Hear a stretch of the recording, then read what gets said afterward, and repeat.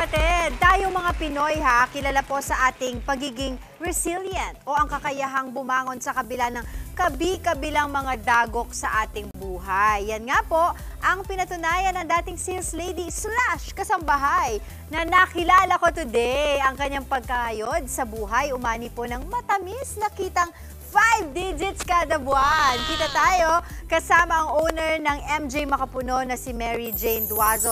Good morning, kapatid! Good morning, kapatid! Ayun, ako, isang matamis na umaga sa'yo. Yes, naaamoy ko na tong dala mo, pero pag-usapan muna natin bago ko patikman. Opo, ma'am. Pigilan mo ko!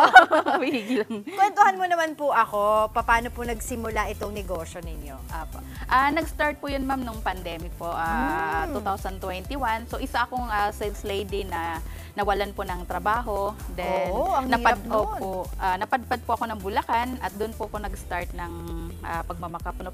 Before po niyan, nagtitinda po ako ng bigas at saka buko at niyog po. So, doon po nag-start. Nakakilala ko ng supplier na nagtitinda po ng makapuno. So, doon po nag-umpisa ako na nakatablang siya.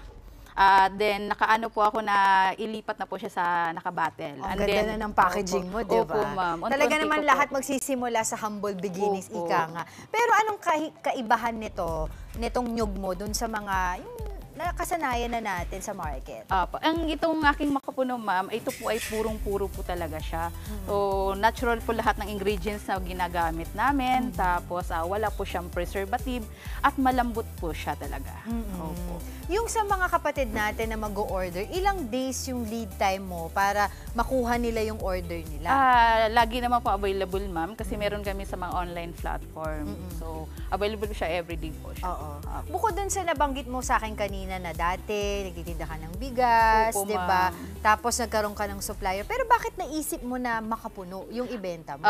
Naisip ko, ma'am, at talagang kasi demand po siya sa place namin. At saka, ang makapuno kasi very unique. Bihira lang po ang gumagawa ng makapuno ngayon sa market na purong-puro po siya.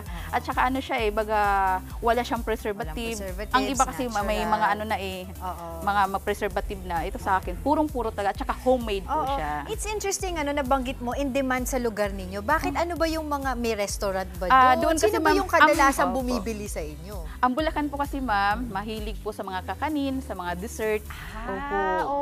So, ikaw na nagsusupply sa kanila? Ako na po nagsusupply sa mga pasalubong center, sa mga resto po. Ang taray naman pala. Ang tanong dito na ating mga kapatid, magkano ang puhunan mo? Ito, ma'am, nag-start lang po ka sa 5,000 po. Ang puhunan ko po. At saan galing yung puhunan? Sa ipon? Pinangutang ko po yun, ma'am. Kasi isa po kong nawalan ng trabaho nung sales lady. Ang so, wala naman po akong ipon. Pinangutang ko pa po yun. Pero bayad na ngayon? Yes po, ma'am. Yan ang magandang kwento talaga. At yun nga nabanggit natin kanina, malaki-laki na rin ang kinikita mo kada buwan. Ang tanong dito, kailan ba ang peak season ng ganitong klaseng negosyo? Summer po, ma'am, at saka bare months. Bare months po. Uy, summer ngayon. Kumikitang kabahayan ka ngayon. Ilan na po ang inyong katuwang sa inyong negosyo? More than 5 na po, ma'am. Then, pag regular po, nasa mga 4, ganon. Opo. Isipin nyo yan, nagsimula lang siya ng siya lang. Opo, ako ngayon may mga katuwang ka na. O sige, pakitaan mo nga ako, Miss MJ. Paano ba gumawa ng iyong natural makapuno? Dito po kayo. Yan. So, dito, ito po yung water natin. Magpapakulo po tayo ng tubig. Then, ilalagay po natin yung pandan. So, dapat fresh po yung pandan na gagamitin. Diba, bagong pitas pa yung pandan namin. Ang bango, ha? So, ang pandan kasi ginagamit bukod sa flavoring, yung sa aroma niya, aroma diba? po, opo. So, dapat po, magpakulo po ng mainit na tubig, then lagyan po natin ng pandan. So, yan. Then, lagyan po natin ng sugar. Of course. So, yan. Yan ang nagpapasarap din, Opo. Ayan. Alam mo, ang kagandahan kasi talaga sa anong tawag nila dito, tree of life di ba? Walang masasayang sa sa buko tree.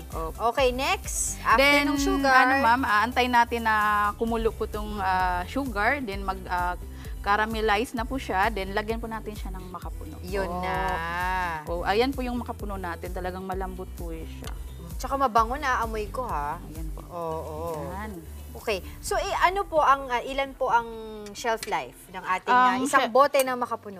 6 months po, ma'am. 6 months? Opo, ilagay lang po sa ref po, ma'am. Okay. Keep refrigerated po siya 6 months po. Ayan Okay. po. So, magkano po isang bote? 250 po. Oh, not bad. Opo. Ano, 6 months sa Opo. 250. At saka ano na to, ma'am, 500 grams na. Sulit po talaga siya. Oh, At saka siksik. hindi siya Pakita masabaw. natin sa mga Opo. kapatid natin. Ayan, very siksik siya. Very siksik. Opo, Invite na po ating mga kapatid na interesado po na bumili. Ayan, pwede niyo po kami kontakin sa Facebook page po namin.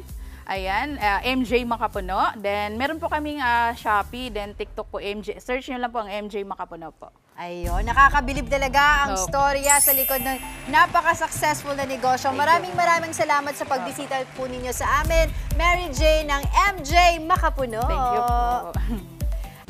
Mga kapatid, Chiki Roa Puno po. Simulan ang inyong araw na puno ng impormasyong kapaki-pakinabang. Sama na sa isang makabuluhang umaga. Tumutok at mag-subscribe sa social media pages ng News 5.